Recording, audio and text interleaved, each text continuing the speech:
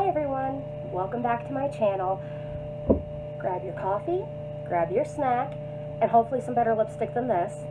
Let's get started, shall we?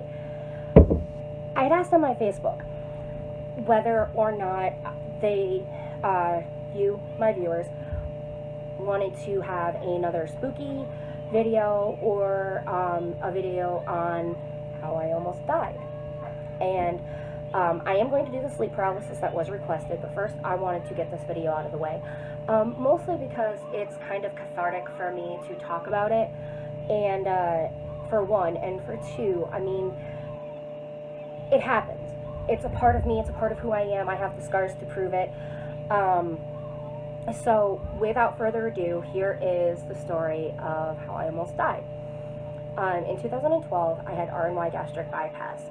If you've gone through older videos of mine where I was very much bigger, you saw my before, you saw a little bit of my after, and then I kind of fell off the face of the planet. And the reason why is because I was in a really bad place. Like, I started to take back my life and take back my independence. And I decided I wanted to start over. And I picked a guy that was very, very toxic and moved to Detroit with him. And I won't say that I regret that, because the experiences that I got in Michigan are the most incredible experiences that one could have when you're, starting fresh and taking back your life. Like, I didn't know what a Kroger was or a Meijer, and Tim Hortons. Oh my God, Tim Hortons. I still love Tim Hortons. But we weren't together very long, and November of 2012, I was on my way back to Pennsylvania, which is my home state. I was not happy about this, because I have a pretty decent past in Pennsylvania with an abusive ex who's now in jail for attempted murder. Again, another video, promise. But I moved in with a really good friend of mine, and very soon after that I got into a relationship, and that relationship didn't work out. And my best friend called me up, who's now my husband, but my best friend called me up, and he's like, I'm going through a divorce, I really need my best friend. And I've known this guy since high school. He is literally my best friend. Like, I have a male version of him in my life, and I have a female version of him in my life. I kid you not. Like, DJ is my husband, Barbara is my, sister from another mister. I love this girl, okay? Like, I love this girl's entire family. Her mom is my mom. Like, it's family, okay? I got out of that relationship with the person that I was with, because it was going nowhere. He didn't want to get married. He didn't want to have kids. It was a lot, and I won't go into it for privacy reasons, but it was a lot. And so I started renting off of my then now husband, but then best friend's mother. I started renting a trailer off of her, and DJ had already made the plans to leave his wife, so he did that, and it was a lot in a very relatively short period of time. Well, we were inseparable, and we started dating, and you're very fertile after gastric bypass. Doesn't matter if you have PCOS or endometriosis, you're very fertile, okay? When the fat is released from your body, it actually releases estrogen with it. So within the first 2 years after gastric bypass of any kind, whether it's the sleeve or the VHG or the RNY or the duodenal switch, for a woman, you are very, very fertile. Well, we had sex, we got pregnant with my oldest. We got engaged, and we were going to get married the summer of 2015, except I got pregnant again. And our youngest son's due date was actually July 27th, of 2015. Well, we found a house near my mother, and which is where I'm at now. And I had been very, very sick for about 2 weeks, very pregnant. And we moved into the house. I had a doctor's appointment with my OB, and I didn't know it at the time, but my body was actually in crisis and was in the process of evicting my youngest son. So, like, I'm sitting there, I'm in a wheelchair, bawling in the waiting room. My OB comes out and says, I cannot help you down here. Like, all of my stuff is up on labor and delivery on the 9th floor. Go up there, I'll meet you up there. Went up there, they did the exam, you know, that exam. You're 9 centimeters pregnant. Guess what? Your son's in your birth canal. Push. One push, he was out. We tell him all the time that he came in like a wrecking ball because my water did not break until I pushed, okay? True story. Well, that night, like for the first time in a couple of days, I was able to eat.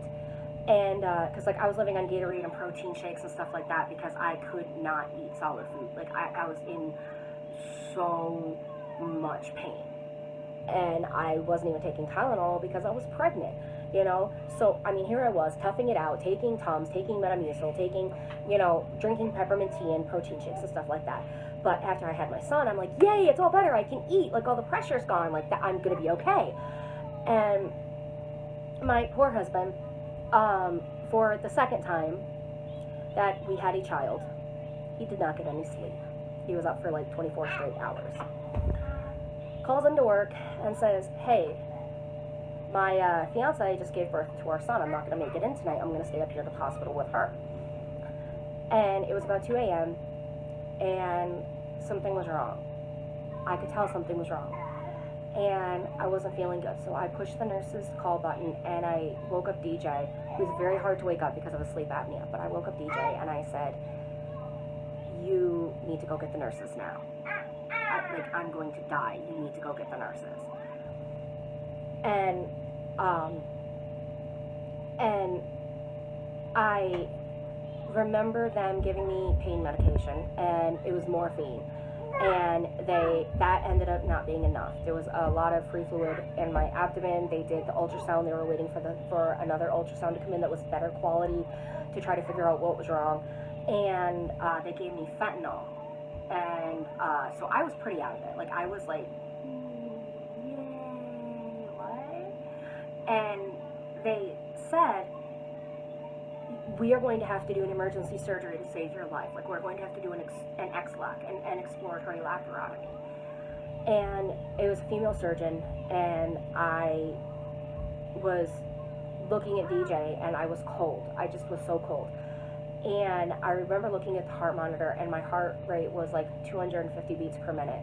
And I could feel it in my chest. I could feel, like, I felt like my ribs were gonna break. And that was the least of my problems. Well, I looked over to DJ at the time, and I said, tell the kids I'm sorry. Like, if I don't make it, tell the kids I'm sorry. And he's like, no, honey, you're gonna be fine. You're gonna be fine. Everything's gonna be okay. And by 7 a.m. I was in the emergency room, or I was in the emergency operating room for an emergency surgery. And it was the first of 8 surgeries. What had happened is my intestines got stuck in the blind loop of bowel. Because what it does is, like, this is the blind loop of bowel, okay? And the intestines go in and out of this blind loop of bowel as you're digesting. And what happened is that it got stuck. And then all of the intestines in here went necrotic and died.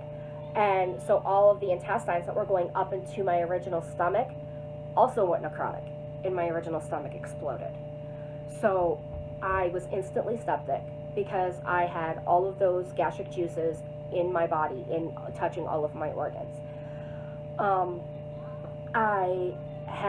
They had taken over 50 fluid ounces of just yuck out of my body, and I woke up and I was cut from here all the way down, and I was still open. I was wound vac, and they had me on a ventilator, so I couldn't talk.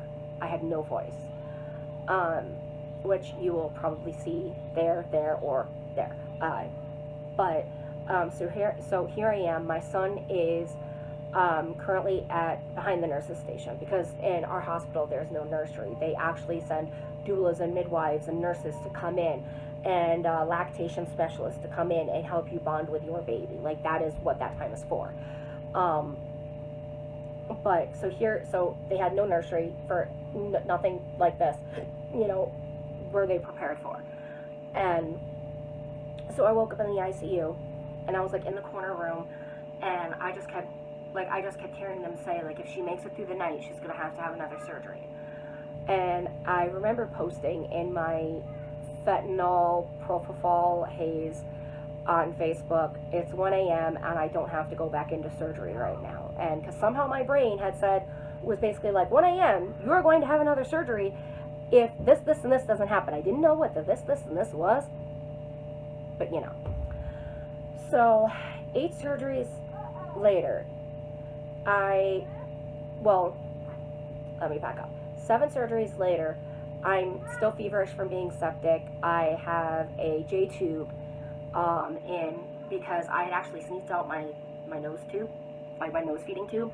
I have right here, you can't see it because of the light, but right here there is a scar from where I had my central line put in, and I have another scar right there from my PEC line.